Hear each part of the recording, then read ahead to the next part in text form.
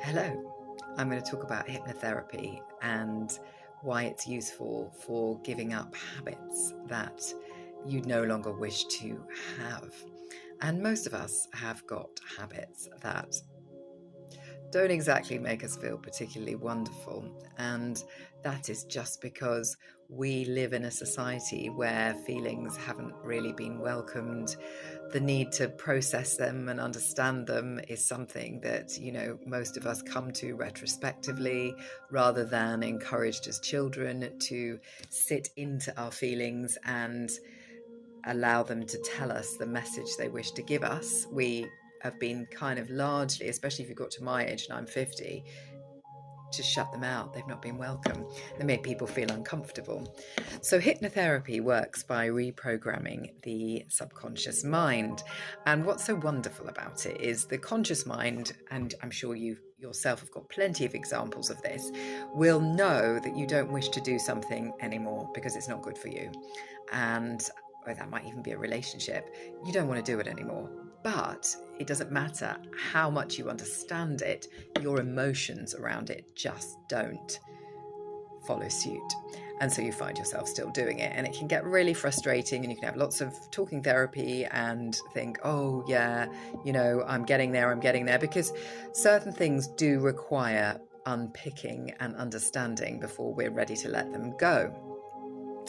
Now, with hypnotherapy, what we can do is get straight to where that programming, that filter is set, which has often been established during childhood or adolescence, or indeed past life, depending on what you're here to clear. And what I love about my role and the way in which I work is if I'm helping you to give something up, like smoking, then you pay me, and if you pay me in full, I don't stop until you stop. And that might take one time, and that might take two times, or it might take three times, because what we have to do is establish why. Why do you have that habit? What is going on for you that means that you want to smoke or eat or behave in a certain way? It's not enough to just get you to stop doing it, because then the addiction is likely to move on to something else. And I know this from first-hand experience because I gave up smoking through hypnotherapy.